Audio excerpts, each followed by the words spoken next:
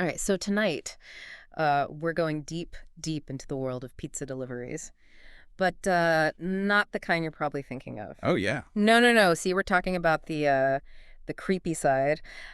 Those deliveries that take a hard left turn into, well, unsettling territory. We've got three stories, and let me tell you, they'll make you think twice about ordering that late night pie. It is kind of interesting, though, when you think about it. I mean, Yeah. we've all been there, right? Yeah. That feeling of being out in the dark, alone, Oh, yeah. vulnerable. Exactly. And that's what makes these stories so unsettling. You can just feel that vulnerability, that sense of unease. Yeah. Okay, so let's jump right into our first story. Imagine this. A pizza joint late at night, the phone rings. On the other end, it's this frail, almost ghostly voice, an elderly woman ordering a pizza. Hmm. See, even with just that setup, right? You already got the sense of foreboding. The late hour, that frail voice, it's like hitting all those subconscious buttons for vulnerability, isolation. Right. It's like the writer's just setting the stage. So the delivery driver heads out. He gets to the address, and things immediately start to feel off. The street, it's deserted. The house, dark. And just as he's about to turn around, he sees her, the woman, standing in the window, staring right at him. It's that fear of the unexpected. Yeah. I mean, we're social creatures, right? We Yeah. thrive on those predictable patterns. So when something breaks that pattern, boom, fight or flight. Yeah. And her smile. Let's just say it's not the welcoming kind. It's more unsettling, almost predatory. But he thinks he's in the clear, starts to drive off, and then bam, she's right there, outside his passenger window. That same creepy grin plastered on her face. It's interesting, though. I mean, yeah, it's easy to play into that whole creepy old woman trope. No. But you could also see this as a commentary on how we view the elderly, right? No. Yeah, like we often dismiss them as harmless. But this story, it kind of turns that on its head, makes you question those assumptions. Huh. That's a good point. Like, is the driver's fear legitimate, or is it just societal prejudice, Exactly. Okay, on to story number 2. Now this one takes us to an isolated lake house. Already we're in for a creepy ride. Oh, yeah. Talk about a setting that screams vulnerable. You're out there, alone, no one around to help. It's prime fear-inducing territory. So the driver arrives, knocks on the door, hears these heavy footsteps approaching. But instead of the door opening, a voice, it tells him to bring the pizza around back. Now, I'd be hitting the note button right about now. But our driver, he goes around back. Oh, no. There's a patio, a table, a chair, someone sitting in it, back turned. He calls out, and then another voice. Over here. He turns, and there's this guy peeking around the corner, this grin on his face, like the I know something you don't kind of grin. It's all about suspense at this point. Right. The unknown intentions, the setting, classic fear of the unknown right there. Yeah. And think about it. It's just a delivery instruction, but boom, instant red flag. And thank goodness the driver's instincts, they kick in. He runs, doesn't even look back. Later, he finds out the house, it's been abandoned for years. Oh, chills. That's the stuff right Yeah. there. It leaves you with that lingering unease. The what ifs just makes your imagination go wild. It really does. Okay, you ready for story number 3? Hit me. All right, so picture this.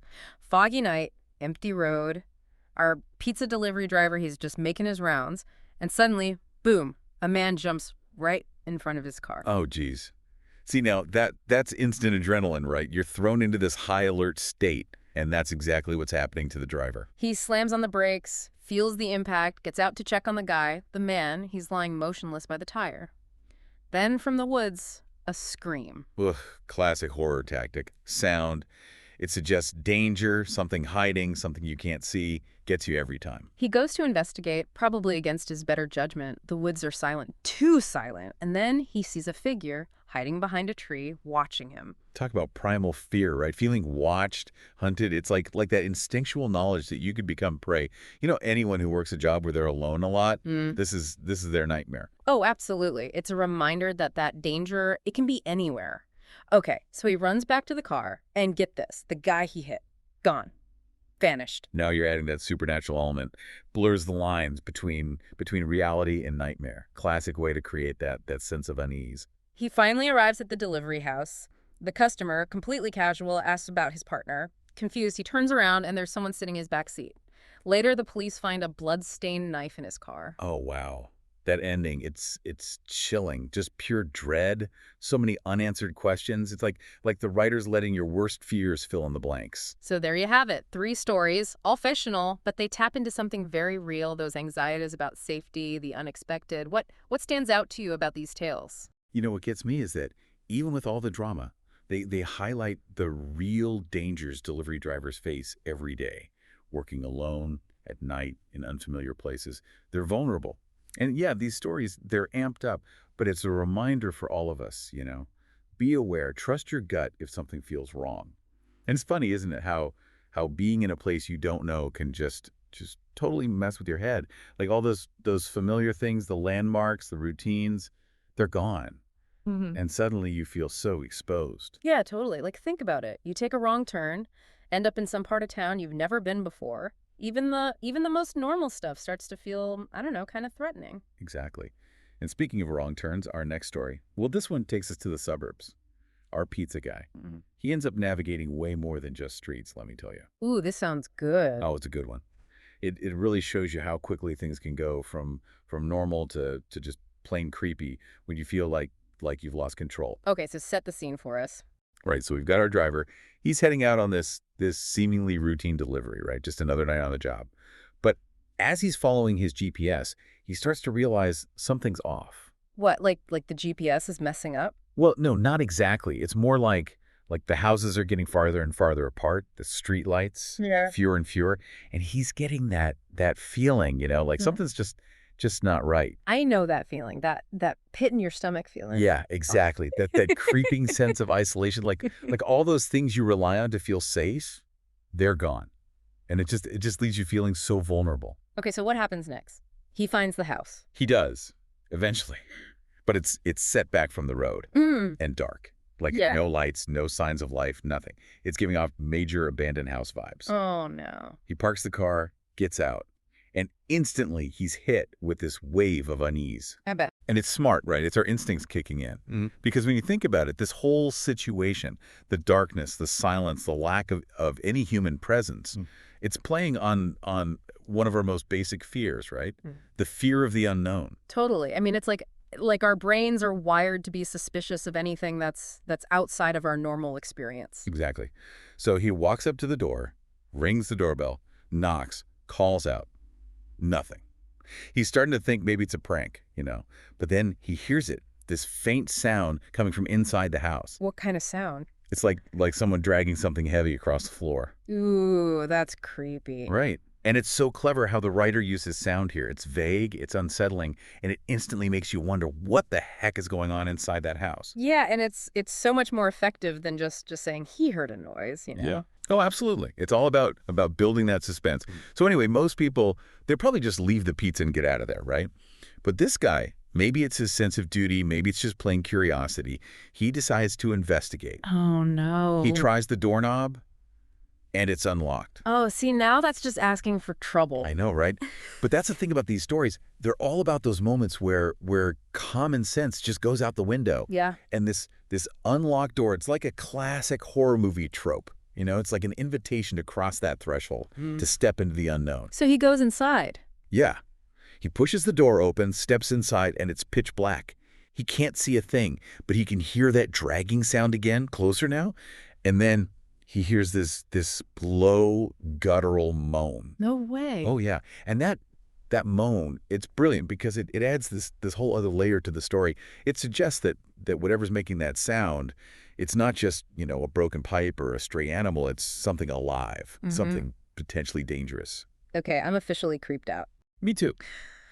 So he fumbles for his phone, uses the flashlight to illuminate the room, but there's nothing there. The dragging sound, it's stopped. The moaning, it's faded away. He's just about to breathe a sigh of relief, and then he sees it. On the floor.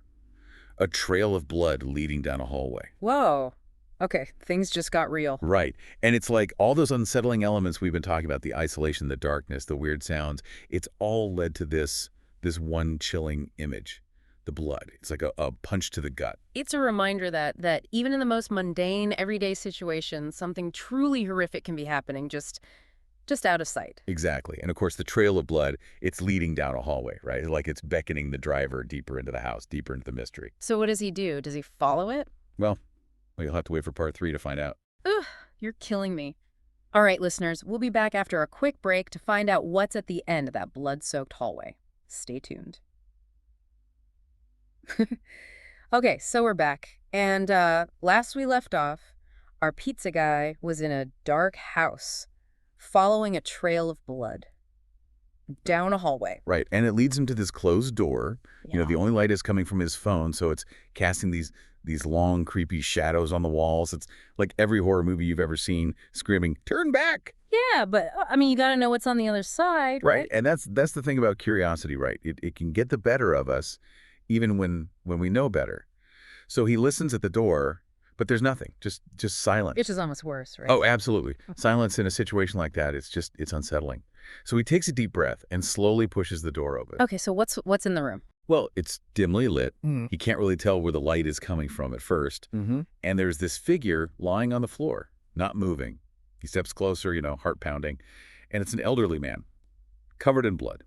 There's a deep gash on his forehead, and his eyes are wide open, staring blankly at the ceiling. Oh, wow. That's heavy.